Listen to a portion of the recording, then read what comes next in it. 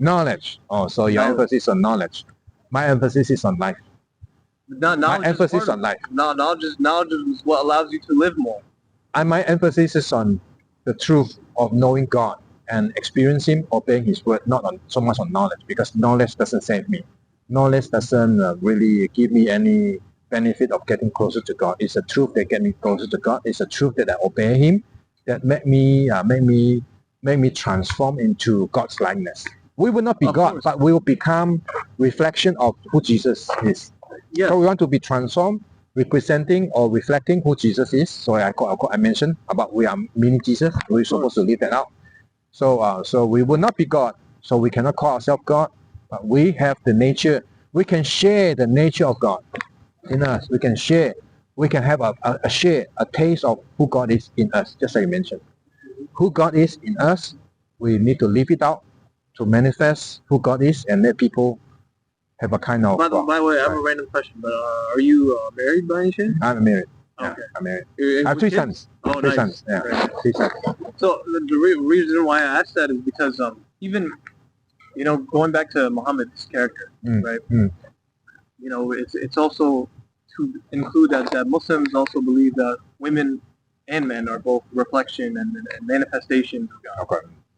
Supposed to be. In their image. Supposed to be, yeah. Yeah, they're together, they're completion of the image of God, yeah. Yes. That's right. So the reality is that Muhammad had one wife. He had many wives. Initially had one wife, Khadija. No. Later? He had one wife. Okay. He had many wives, but he had one spiritual wife. That's Aisha. Aisha? Yes. Ah, that okay. was connected to him. Okay. So how about all the wives that previously married? They were also his wives, but he had to marry them for different reasons. If you read the literature, he had to marry for kindness and for compassion, because they had lost their husband in war. They lost their husband, and they literally had no one else. Okay, and he was leading his people at the time. Okay. So took them as his dependent. So in those ways, right? But his wife was Aisha. The reason why he loves her, yeah. That created a lot of problems too, because Aisha and the other wives, there were jealousy. The reason why is because she was the daughter of his closest companion, Abu Bakr.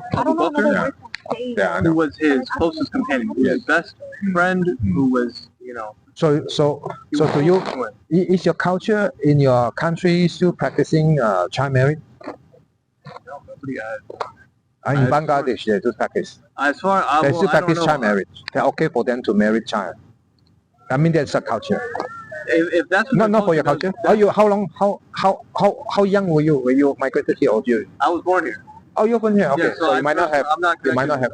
No, but in all truthfulness, though, when you study these things, Aisha was his spiritual wife, and all his other wives were very dear to him. But Aisha was his spiritual wife. She's the one that he died with. She was the daughter of his closest companion. And Abu Bakr, who's her father, was the first caliph after he passed away. The Prophet passed away, right? So these things are all important because, and it's also been said by his companions that she is the wife of our Prophet in this world and in the next. So she has that distinction. So, right? So you agree that do you have the knowledge of Aisha being beaten by Muhammad? Who? Red and green by Muhammad. His skin turned to come green. She wouldn't have done that. He wouldn't have done that. Okay. If you have got anything like that, I'll forward to you. Okay. And then she also has a friend coming to her saying that the husband beaten her, and the Aisha took it to Muhammad. Muhammad stood with the husband rather than the wife being beaten. Stood with the husband rather than the wife being beaten? Yeah, rather than the wife being beaten. So she advised the wife should listen to the husband, even though the wife was beaten. Yeah. The practice of the Prophet was never to be your wife. That was his practice. Oh, really? Yes. Okay, bit lightly. The Quran said you take the interpretation of beating lightly. This is why it's so important. You have to know who Muhammad is. What I mean the Quran. How do you interpret the sentence? If the wife you are suspicious about your wife not obedient, so you need to strike them, strike her. What that sentence? Muhammad would never be his wife. Okay, I'll find out. If I come across, I'll let you know. He never did. You will Explain to me. find that reference in the literature and the stories of the prophets. In the hadith. Never read it. In hadith. So the reason why I mentioned that is Ah. because Muhammad is a manifestation of God. This is when you Okay, study so with- as you gain more knowledge. of Is religion, Muhammad has sinned? Does he have sinned? Does he have sinned? Is he a perfect person? He is representing a he perfect can person? make mistakes like minor sins, Ah, but he would not be sinful. He would not blaspheme against God. He would not. He make doesn't have major sin. sins. He doesn't have sin. All your point, all the prophet is sinners. According to your understanding of sin, Ah. none of the prophets or messengers were sinners. So there's another different branch. because I know. You are different branch. There are Muslims saying that all human beings are sinful, including Muhammad. And then there's another other but branch saying that to your all the prophets are understanding, it depends on what you mean by sin. It's not a different branch. disobeying God. Disobeying God. Whether he's conscious or not conscious. But Only by mistake, by so- carelessness. Going back to Adam. Okay. So sin is not that So for rampant. instance, you will For never- you, sin is not that rampant. So for you, sin is probably like criminal.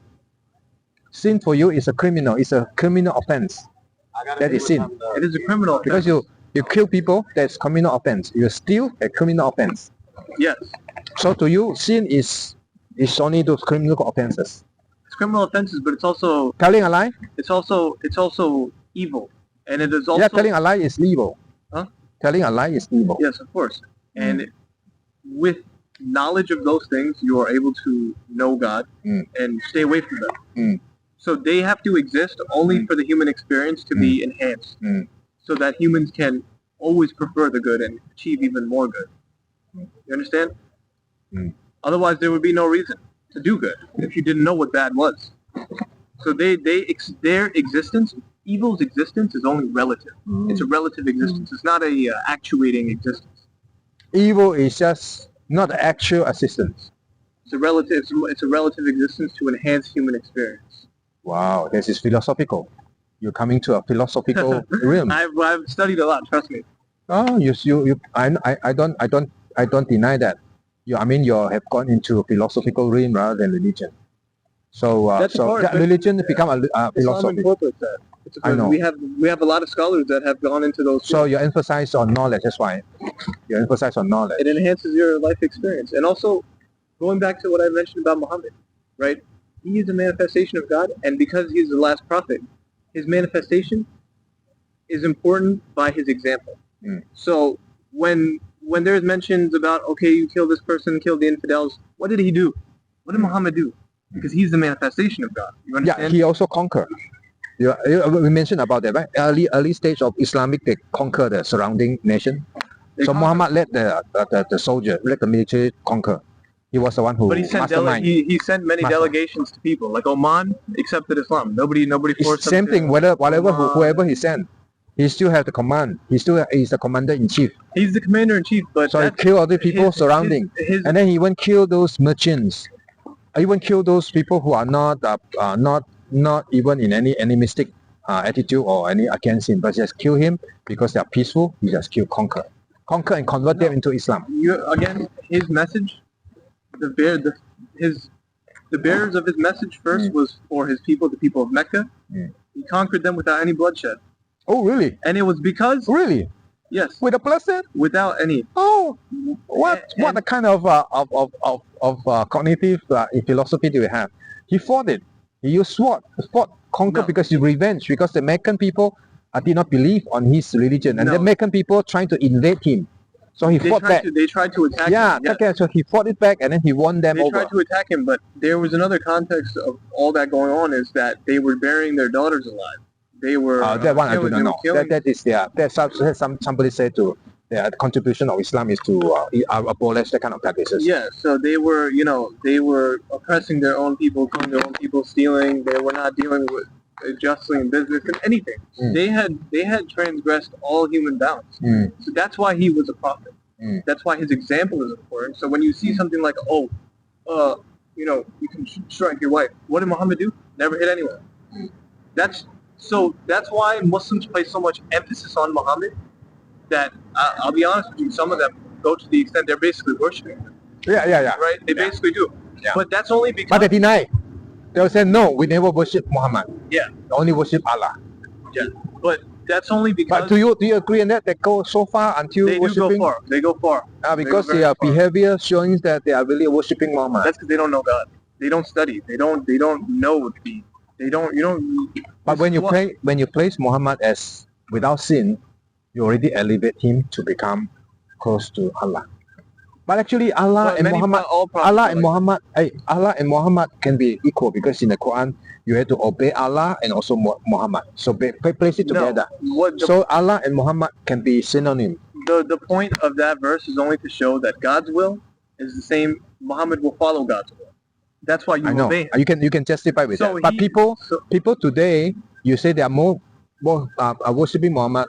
I think part of the reason is because of those revelations written in that way.